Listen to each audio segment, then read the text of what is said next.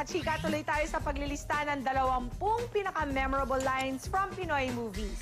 Gaya nga ng sinabi kanina ng isa nating panelista, laging naaalala ng tao kung sinong artista ang nagsabi ng linya at kung paano niya ito sinabi. Pero may nakakaalala ba kung sino ang may pakana ng linya? Dahil dyan, kung napansin po ninyo, ay binigyan din natin ng tribute ang creative team sa likod ng memorable line na ito, ang writer at director ng pelikula. And coming in at number 10, pasok ang linyang ito ni Loris Guillen mula sa pelikulang nagtataglay ng isa sa pinakamahabang title, Ang Nagalit ang Buwan sa Haba ng Gabi.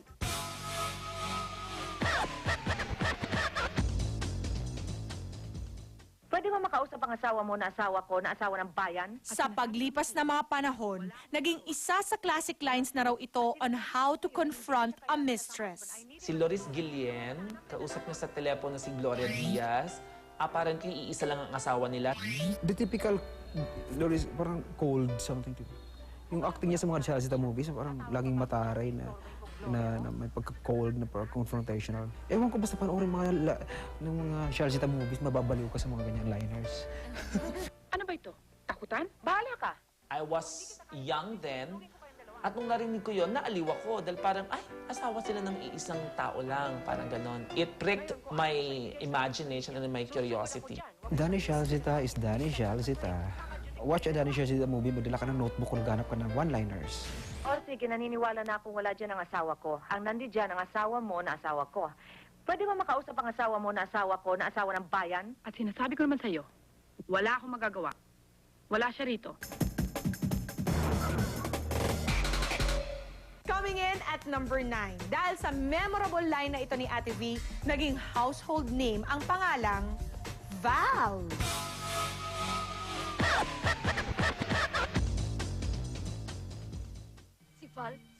Si Val! Palagi na lang siyang may kasalanan.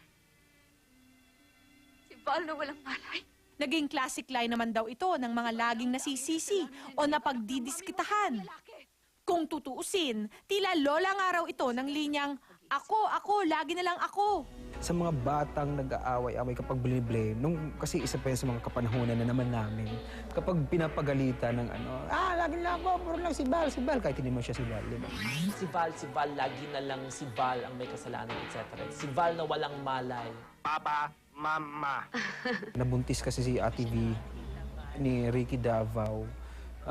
Ipinapaako sa baliw-baliw na si Tonton. So, unti-unting endear naman si Vilma doon sa baliw. Nakita ni Vilma Santos kung paano inaapi at winawalang bahala ng buong pamilya si Val, played by Tonton Gutierrez. Tapos, yun na yung culmination ng galit niya. Hindi halagang 2,000 ang inaasahan ni Val mula sa inyo. Parang si Val is an innocent person but everything is parang being blamed sa kanya. Hanggang ngayon, i-spoof pa. Sobrang memorable. Hanggang ngayon, yung mga movies nila Ai, nila Eugene Domingo. Hindi nakakalimutan si Val at si Junjun. Si Val ang nauna. Siya nagwala. Si Val! Palagi na lang siyang may kasalanan. Si Val na walang malay. Si Val na ang tanging kasalanan na naging anak ng mami mo sa ibang lalaki. Next entry na po tayo, coming in at number 8, pasok ang memorable line ni Rudy the Boy Fernandez sa pelikulang Markang Bungo.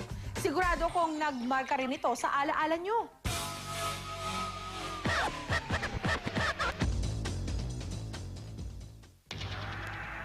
Pare, walang personalan to, ha. Trabaho lang. It's just like, hasta la vista. Yung hasta la vista, yung mga lines ni Arnold Schwarzenegger, di ba? O kaya yung Make My Day, okay? Di ba, ng Dirty Harry. In other words, these are lines of action stars na pamacho. Walang personal ang trabaho lang binaril. Di ba? It's pang-punctuation, pambenta rin eh. Okay, pang-identify at pambenta doon sa action star. I think galing din yan sa isang Arnold Schwarzenegger na movie na translate lang. Maganda yung pagkakagamit at maganda yung words. Kaya, click na click.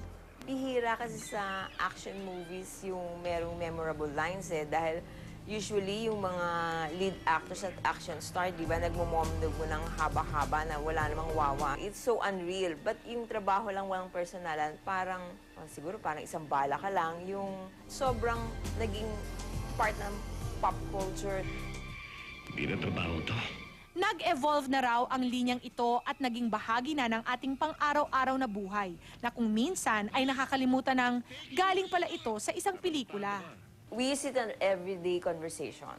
Pag medyo nagkakaroon ng disagreement because of work, Kinakailangan mong gawin at ma-open ng partner mo or friend mo or whoever. Sasabihin mo yan. Sa politika, pag merong natitira, sinasabi nila, trabaho lang to, walang personalan. Sa opisina, pag may nasisante, Walang personalan to, trabaho lang. On to our next entry, coming in at number 7, pasok ang memorable line ni Ate Guy sa pelikulang Ina Ka ng Anak Mo.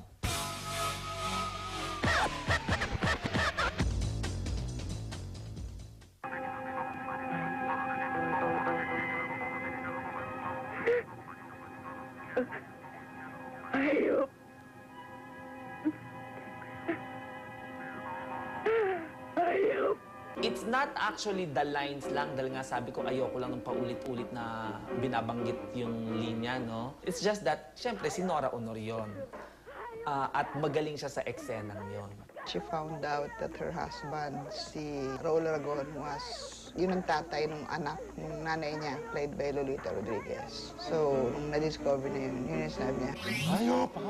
Again, it's a classic Nora line. Inay? Si Nora, sinabi niya yung hayop na iba-ibang levels, iba-ibang paraan na ang daming ibig sabihin. That's why it's a classic. Ang galing-galing daw ni Nora kasi parang balon daw yung luha niya nung sinabi niya yung hayop, hayop, hayop. Kaya tumatak sa akin yon. It's not just like a classic line eh. It's also one of Nora's classic performance. Tawarin mo ko, anak.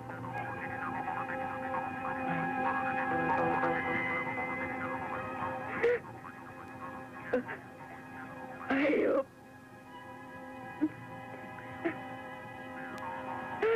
Ayop. At yan po ang entries natin from numbers 10 to 7. Itutuloy pa natin ang paglilista ng 10 pinaka-memorable lines from Pinoy movies. Kaya, huwag kayong aalis, babalik agad ang Pinaka.